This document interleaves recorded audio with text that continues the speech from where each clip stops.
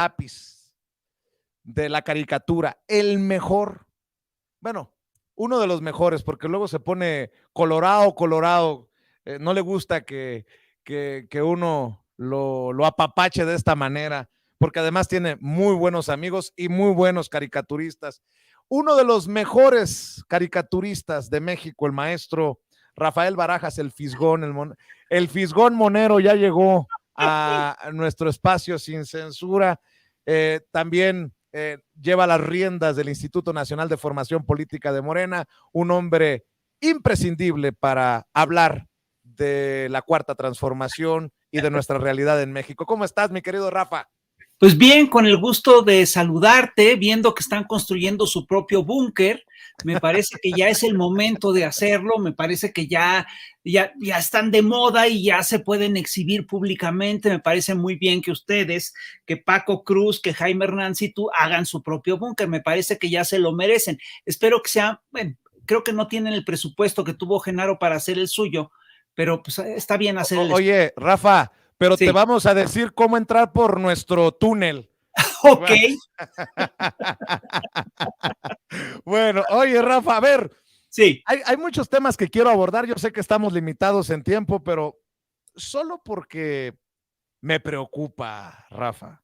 Sí. A ver, acabo de leer un tuit y dije yo, ¿qué es esto? Yo pensé que era meme, pero no.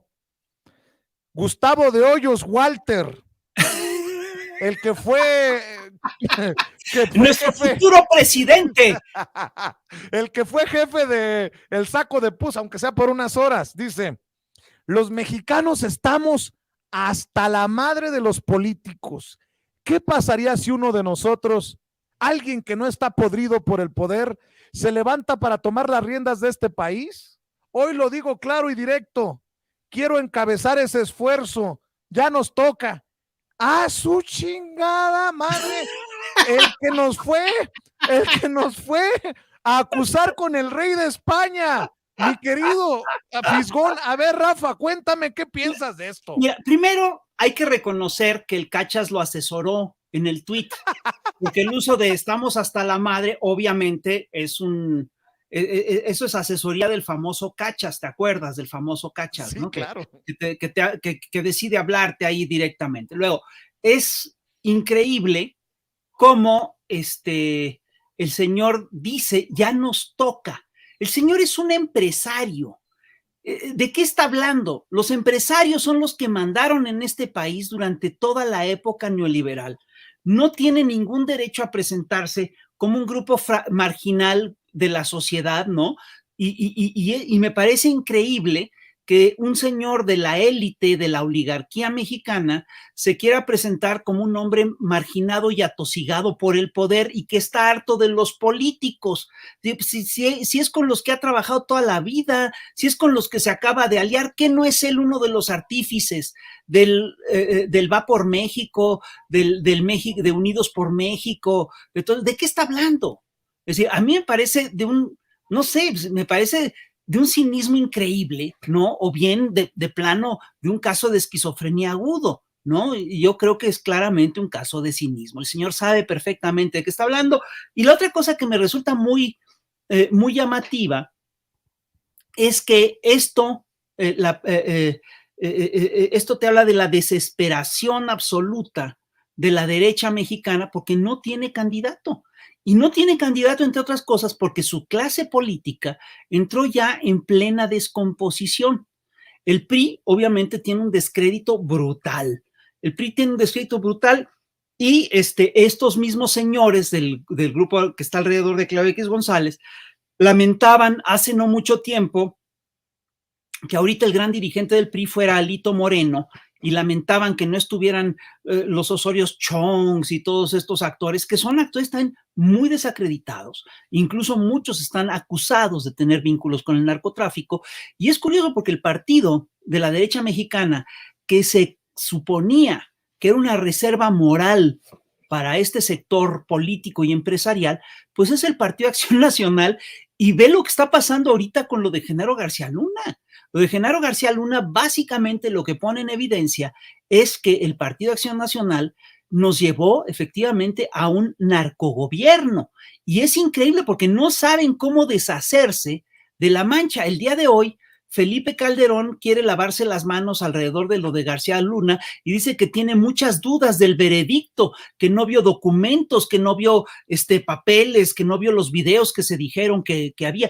Yo estoy convencido que de que en el juicio los tienen, que decidieron sacar eso para no tocar, para no afectar básicamente a las agencias norteamericanas que están metidas también hasta la coronilla en este caso de narcotráfico México-Estados Unidos. Ahora, lo que dice Felipe Calderón en ese tuit es una cosa, con esa declaración, con esa entrevista que dio en España, es una cosa que pues, no nos sorprende, lo que es simplemente un acto de congruencia. Él no quiso ver, él dice que no vio la corrupción de García Luna durante su sexenio y dice que sigue sin verla. Es decir, esto verdaderamente me parece ya increíble, ¿no? Todo el mundo, es decir, mucha gente le dijo a Felipe Calderón en su momento que García Luna estaba metido en el narco. Se lo dijo Javier Herrera Valles, se lo dijo el general Ángeles de Aguajare, se lo dijo Manuel Espino, se lo dijo un sector de la iglesia. Es decir, ¿y qué hizo con Ángeles de Aguajare y con Herrera Valles? Los mandó a encarcelar. ¿Y qué hizo con Espino? Lo marginó. Es decir, ve nada más de qué estamos hablando. Es decir, el señor realmente cree que el solo hecho de que él lo niegue implica que todos le tengamos que creer. Perdón, es lo mismo que ocurrió con su presidencia. Es decir, el señor dice que ganó la presidencia. Digo, ahora estoy más convencido que nunca de que el señor no ganó la presidencia de la República, de que nos engañó y de que simplemente quiere convencernos a todos de una realidad que a él le conviene. Y la otra cosa es que hemos visto también últimamente a Marco Cortés dando tropezones en entrevistas públicas. No puede zafarse el PAN, ¿sí?, de la carga que implica que tuvieron a García Luna en la presidencia como el superpolicía de las presidencias de Fox y de Felipe Calderón. Dicen que García Luna no era del Partido Acción Nacional. En Wikipedia está claramente establecido que García Luna era considerado un hombre de Acción Nacional durante los sexenios de Fox y de Calderón. Pero además, ¿por qué no se deslindaron? ¿Por qué no denunciaron en su momento? ¿Por qué empiezan a decir que García Luna no es de Acción Nacional hasta que lo encuentran culpable? ¿Por qué no piden que se le investigue antes? Es decir, son verdaderamente de un cinismo increíble. Entonces, ¿qué quiere decir esto?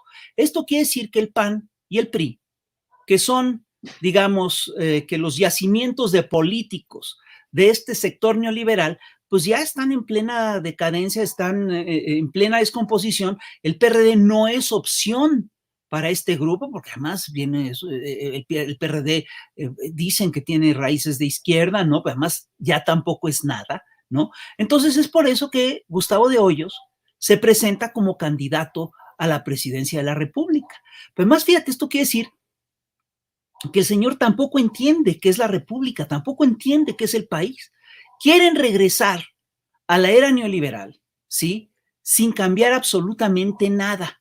Les está pasando lo que le pasó, lo que le pasó a la realeza francesa a principios del siglo XIX, cuando regresa Luis XVIII al poder, que Fouché, no, es Talleyrand, un político francés que era muy inteligente, que venía de hecho de la monarquía, pero Talleyrand los ve, apoya, maniobra para que regrese la monarquía en 1815, y cuando regresan, Talleyrand ve cómo se comportan y dicen, no olvidaron nada, no aprendieron nada.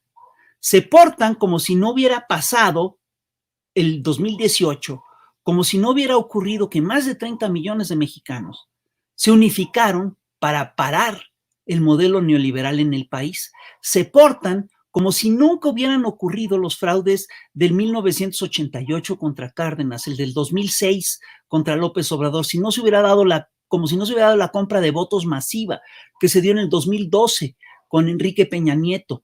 Se portan como si fuera un accidente en el que no tienen nada que ver ellos, ¿sí?, el hecho de que el país se hundió en la miseria, en el saqueo, que hubo sobreexplotación, que proliferaron los negocios, los modelos de negocios delincuenciales. Se portan como si de veras fueran blancas palomas, ¿sí?, que llegan que van a aportar su pureza al terreno de la política. Estos señores no son la pureza y lo sabemos, y ellos saben que lo sabemos, ¿no?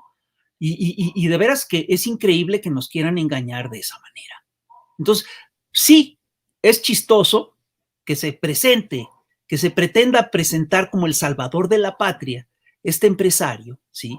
Pero también tiene un lado verdaderamente dramático y un lado, y la parte dramática tiene que ver, entre otras cosas, con el hecho de que es muy ofensivo lo que están haciendo. Yo he sostenido ya por algún tiempo, con la ayuda de mis amigos, mi amigo Charlie, por ejemplo, me decía, quieren calderonizar a López Obrador y me pareció muy interesante su concepto, mi querido Fisgón, y creo que estaba en lo correcto. Creo que desde el año pasado que me dijo esto, cuando digo calderonizar es que quieren meter en el mismo saco al presidente Andrés Manuel López Obrador y no es lo mismo, ya ves, hay una portada de la revista Proceso, el encontronazo en la mañanera con la corresponsal de Animal Político, pero ahí creo que está el esfuerzo ahora de esta oposición que no da una, que sigue sin brújula. Hablan ahora de un centro militar de inteligencia para espiar, que es el búnker, fíjate, y es que hasta los títulos, ¿no? El búnker de la 4T para espiar, como el búnker de García Luna, y en la relación con Estados Unidos también. Teníamos en tiempos de Calderón una DEA que hacía y deshacía en México, un FBI que hacía y deshacía a su antojo en México, una CIA que entraba como Juan por su casa, y ahora el presidente dice, a ver, que la DEA nos aclare también, que era lo que sabían. No lo dice así el presidente, lo digo yo. Los gringos también fueron cómplices de García Luna. Así que en estos esfuerzos de la oposición por calderonizar, que además creo que es una de las cosas que más le cala al presidente Andrés Manuel López Obrador, que lo quieran meter en el mismo costal que los expresidentes, pues creo que hay ciertas cosas que se le olvida a esa prensa que sí confronta al poder. Nótese mi sarcasmo. ¿Cómo ves tú la situación, mi querido Rafa? Pues yo creo que tienes toda la razón. Es decir, ahí lo que está ocurriendo es una cosa muy clara. Es decir, a estos señores no se pueden quitar el estigma de la corrupción, no se pueden quitar el estigma de que hicieron un narcogobierno, no se pueden quitar el estigma de que vendieron al país, remataron los bienes nacionales, permitieron y favorecieron el saqueo. Y aquí un paréntesis, en la era neoliberal se llevaron, lo estaba yo hablando el otro día con Violeta Vázquez Rojas y el dato que dio es fantástico, se llevaron 7 veces más oro y plata que lo que se llevaron en tiempos de la conquista. No pueden negar, entonces cierro el paréntesis, no pueden negar que ellos desataron la violencia en la nación, no pueden negar que ellos nos llevaron a este baño de sangre, no pueden negar la brutal corrupción que se dio en sus contratos. Entonces, eso ya, fíjate, ese descrédito de la clase política neoliberal ya quedó asentado, ya quedó establecido en un sector importante de la opinión pública. Entonces, lo que les queda es generalizarlo, ¿no? Es decir, ya que estamos en el baño de lodo, pues vamos a tratar de embarrar a todo el mundo. Y eso es lo que están haciendo. Eso es lo que están tratando de hacer. Ahora, yo sí quiero aclarar una cosa. Digo, es claro que no todo el mundo es igual. No son iguales los López Dórigas a los Vicente Serranos. No es igual Andrés Manuel López Obrador que Felipe Calderón. Vamos, ni siquiera entre los narcos se puede decir que todos sean iguales. Hay matices y lo que tú quieras. Esta idea que están impulsando de que todos son iguales es una idea muy desesperada, si tú te fijas. Es una idea que se funda en un prejuicio que ellos generaron, el prejuicio de que los políticos son una bola de corruptos, pero además es una narrativa que básicamente tiende a favorecer a los más tranzas. ¿Quién está difundiendo la idea de que todos los políticos son igual de corruptos, incluido López Obrador, incluido su gabinete, incluida toda su gente? Son los políticos más corruptos los que están impulsando eso. Es los políticos más corruptos y sus voceros más corruptos. Es Latinus, es Broso, es Loret de Mola. Ellos necesitan echar a andar esa narrativa. Ahora, la otra cosa que tú estás señalando es súper importante. Lo que dice Andrés Manuel sobre la DEA es clave. Es decir, los Estados Unidos no pueden hacerse los oxisos, no pueden jugarle al Felipe Calderón y decir, nosotros no estábamos enterados que García Luna estaba metido en el narcotráfico. Perdón, si ellos lo acompañaron, ellos en buena medida lo pusieron, ellos lo protegieron después de que se salió durante varios años, ellos le dieron asilo en Miami. ¿De qué están hablando? Lo que yo tengo muy claro es de que Estados Unidos ha sido el gran operador del narcotráfico a nivel mundial después de la Segunda Guerra Mundial. Hay un teórico, un académico norteamericano fantástico que se llama Alfred McCoy, que tiene un libro que documenta que absolutamente todas las redes de narcotráfico que se establecieron en el mundo después de la Segunda Guerra Mundial contaron con la complicidad de Washington. Y es un hecho que Washington impulsa a los narcotraficantes hasta que de repente algo pasa, ya no les sirve, ya no se descompone la relación, hay un problema y entonces los tira a la basura y los mete al bote. Eso hicieron, entre otras cosas, con Noriega, el de Panamá, que hasta invadieron su país. Eso hicieron con Pablo Escobar Gaviria. Pablo Escobar Gaviria fue apoyado por los norteamericanos durante muchos años. El hijo de Pablo Escobar Gaviria da un testimonio en el que cuenta que Pablo Escobar Gaviria llegaba a Florida con maletas cargadas de dinero, ¿sí? Que se entrevistaba con las figuras políticas más importantes de la región y que nadie lo molestaba. Lo empiezan a molestar en el momento en el que Pablo Escobar Gaviria se plantea que él puede ser presidente de Colombia. Ahí es cuando le ponen un alto y ahí es cuando lo tratan de parar y Pablo Escobar Gaviria reacciona como un delincuente y empieza a matar gente. Y entonces, fíjate que Pablo Escobar Gaviria tenía, es decir, las razones por las que Estados Unidos, por las que Washington de repente castiga a uno de sus viejos aliados metidos en el narcotráfico, a veces no nos resultan muy claras. En aquella época, no sé si tú recuerdas, pero el gran capo del narcotráfico en México era Félix Gallardo. Y Félix Gallardo de repente cae, de repente lo atrapan. ¿Sabes por qué lo atrapan? Nos enteramos años después. Lo atrapan porque él era el gran sustento de Pablo Escobar Gaviria. Él era el que permitía que el imperio de Pablo Escobar Gaviria siguiera creciendo a pesar del apoyo, a pesar de que Estados Unidos ya lo quería detener. Entonces, para detener a Pablo Escobar Gaviria, detienen, entre otras cosas, a Félix Gallardo.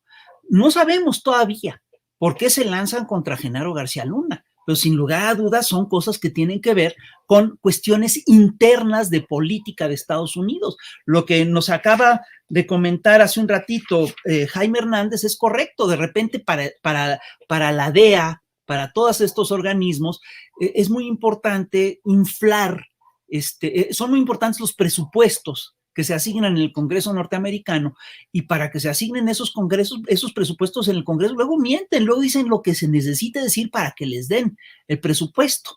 Entonces, yo no sé exactamente qué ocurrió con lo de Genaro García Luna, por qué cayó de la gracia de Washington Genaro García Luna, pero es un hecho que cayó de la gracia de Washington, es un hecho que en el juicio tenían un montón de pruebas, ¿no? Y que solo presentaron las necesarias para condenarlo.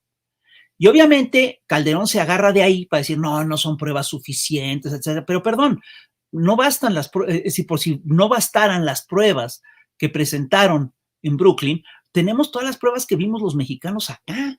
Acá era Vox Populi que el cártel de Sinaloa era el cártel del sexenio de Calderón. La agencia Stratford, una agencia, digamos, que hace análisis de seguridad, en el 2011 saca un documento que dice, es claro que todas las acciones del gobierno mexicano en relación al narcotráfico están encaminadas a apoyar al cártel de Sinaloa, a dejar crecer al cártel de Sinaloa, y eso fue un hecho. Entonces, que no nos mientan. Digo, es increíble.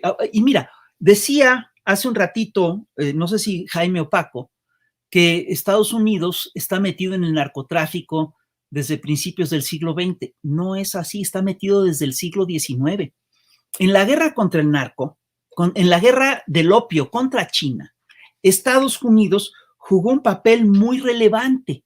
había un grupo de empresarios que impulsaban el trasiego de opio desde China a Inglaterra, Estados Unidos, y el trasiego de opio hacia China.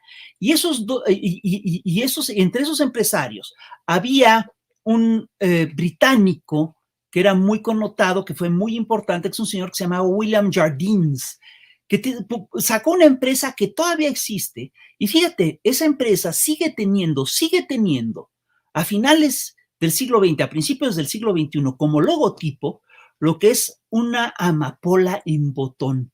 Es decir, es la amapola a punto de dar la goma de opio. Y este señor William Jardines, en su momento, pues los traficantes de opio eran considerados como negociantes de vinos, como seres, como comerciantes respetables, fíjate. Y ese señor fue uno de los que impulsaron la guerra del opio contra China. Y su gran socio era un norteamericano que se llamaba, su nombre era Warren Delano. Y aquí donde lo ves no es cualquier personaje. Warren Delano fue, entre otras cosas, un señor que se hizo 2 veces rico. Traficó con William Jardines, después perdió toda su fortuna, después regresa a China y vuelve a hacer una fortuna con el opio. Ese señor Warren Delano es una prueba de cómo para la gente del dinero. Lo que importa es acumular dinero. No importa cómo lo acumules, lo que importa es que acumules grandes cantidades de dinero y eso es lo que te da respetabilidad. El señor Warren Delano, para que tengas claro cómo está la cosa, acumuló una fortuna y su nieto llegó a ser presidente de los Estados Unidos. Es un señor que se llamaba Franklin Delano Roosevelt. Fue ni más ni menos que el abuelo de Franklin Delano Roosevelt. Entonces, cuando te vengan a decir que Estados Unidos no tiene nada que ver con el narcotráfico, que es una víctima de todos estos procesos, perdón, revísales la historia. El señor Kennedy, su papá, estaba metido en el trasiego de opio, en el trasiego de heroína a los Estados Unidos, estaba metido en el contrabando de alcohol en tiempos de la prohibición. Es decir, Estados Unidos es el país que ha definido las rutas de la droga en los últimos 70 años. Estados Unidos es el que decidió pactar con Afganistán, que decidió pactar con los talibanes en Afganistán y que decidió financiar el golpe contra los coroneles socialistas en la década de los 70s, 80s, ¿sí? Con amapola cultivada en Afganistán. Estados Unidos es el que decidió, acuérdate, es Richard Nixon el que decide echar a andar la política de perseguir a la droga en todo el planeta. Es decir, están en el rollo de que es más fácil, para que la droga no llegue a los Estados Unidos hay que controlar todo el planeta, pues mejor que controlen las calles. Es decir, es increíble que pretendan controlar el fentanilo, ¿sí? El consumo de fentanilo en cualquier otra nación menos en Estados Unidos. ¿Por qué no la controlan en Estados Unidos? Ahí es donde está la epidemia de fentanilo. Y no solo eso, sino que el grueso de las ganancias de la droga en el planeta, ¿sí? Se quedan en Estados Unidos. Y el dato es muy claro. Un paquete de cocaína cuesta una cantidad en Tijuana y cuesta 8 veces más al cruzar la frontera. Entonces, ante lo que estamos, es ante un fenómeno sumamente complejo, que el narcotráfico es un fenómeno sumamente complejo, que tiene fuertes vínculos, entre otras cosas, con el capital financiero y que ha resultado estratégico para la consolidación de la banca global en momentos de crisis. Entonces, que no nos vengan a engañar con la idea de que los mexicanos somos los bad hombres y que ellos son las víctimas del proceso de narcotráfico. Perdón, está muy claro que Estados Unidos, Washington en concreto, ha jugado un papel importantísimo en el negocio de la droga. Y fíjate en esto, te voy a hacer una pregunta muy sencilla. En México se han detenido decenas de capos importantes. Dime cuántos capos importantes se han detenido en Estados Unidos. Ninguno. ¿Y tú crees que los cárteles se terminan cruzando la frontera de México con Estados Unidos? Pues para nada. ¿Y tú crees que los cárteles estos no tienen no funcionan sin el apoyo de autoridades a varios niveles en Estados Unidos, pues sería imposible. No pueden operar así en México, pues ¿cómo van a operar así en Estados Unidos? Entonces, que además, y Estados Unidos puede hacer esto por una razón muy sencilla, porque Estados Unidos es el policía del mundo y es el principal consumidor de drogas del planeta, pero además es el que maneja, es el eje, es la sede, digamos, del sistema financiero mundial que necesita desesperadamente este dinero de la droga. Entonces, que no nos venga Estados Unidos a dar lecciones sobre el tema de la droga. Estados Unidos está metido, Washington está metido en el negocio, la DEA está metida sabe lo que pasó con García Luna, que no nos vengan a engañar. Lo que estamos viendo, básicamente, es un intento más de Estados Unidos por imponer sus políticas a México. Y lo que vimos en el sexenio de Calderón, en el sexenio de Fox e incluso en el sexenio de Peña Nieto fue la sumisión, el total sometimiento del sistema del aparato de seguridad mexicano, ¿sí?, a las políticas de la droga de Washington. Y eso, perdón, es inaceptable, vulnera nuestra soberanía, nos cuesta dolor y sangre y es algo que tiene que parar. Yo entiendo que esto es lo que planteó López Obrador a principios del sexenio y por eso pidió que la DEA dejara de operar en nuestro país. Que venga la DEA a decirnos cómo se tiene que hacer el combate contra la droga, perdón, pero no gracias. Es inaceptable. Mi querido Rafa, te pido por favor que no te pierdas y que sigamos analizando estos temas para la audiencia de Sin Censura, ver cómo va el proceso en el Estado de México, cómo va Morena, creo que muy bien, cómo va la cosa en Coahuila, cómo va la situación rumbo al 2024, son temas que la gente quiere que analicemos y si te parece, por ahí nos encontramos muy pronto. Claro en este espacio que también es el tuyo y yo le voy a pedir a las personas que nos están viendo que vean tus cartones en @fisgonmonero en Twitter, que estén al pendiente de tus comentarios que son durísimos contra esos odiadores de la 4T y que también estén al pendiente de Chamuco TV en los canales del estado. Dime, Rafa. Y voten por Gustavo de Hoyos, por favor. Promovamos la candidatura de Gustavo de Hoyos. Yo sí quiero que él sea el candidato de esta alianza PRI-PAN empresarial. Oye, creo que tiene más posibilidades Gustavo de Hoyos que Lili Téllez. Ya ves que esta señora, ¿cómo se llama? Ruiz Massieu Salinas, la que fue canciller de Enrique Peña Nieto, la señora ex secretaria de Turismo también en el gobierno peñanietista, dice que a ella no la representa Lili Téllez. Pobre de Lili Téllez, ya le llegó más competencia con Gustavo de Hoyos negros, diría un amigo que tengo por ahí. Mi querido Rafa, nos vemos pronto aquí en Sin Censura, si te parece. Claro que sí, te mando un abrazo muy cariñoso. Igualmente, y estamos al pendiente de los esfuerzos que hacen en el Instituto Nacional de Formación Política de Morena. Entre las redes del instituto, participe, actívese. Y te mando un abrazo, Rafa. Saludos a todos. Un saludo a toda tu audiencia y a ti, a Ceci, muy cariñoso. Tienes que venir pronto al búnker de Sin Censura, el querido. Eso anhelo. Para eso vivo. Pero entras por el túnel que no tiene ni el Chapo, si no, no. Ok, claro, donde tú me digas. Le dicen el Chapo al George que está detrás de cámaras, para que luego no se vayan a alebrestar algunos. Gracias a Rafael Barajas, el Fisgón, hablando con nosotros sin censura. Oiga,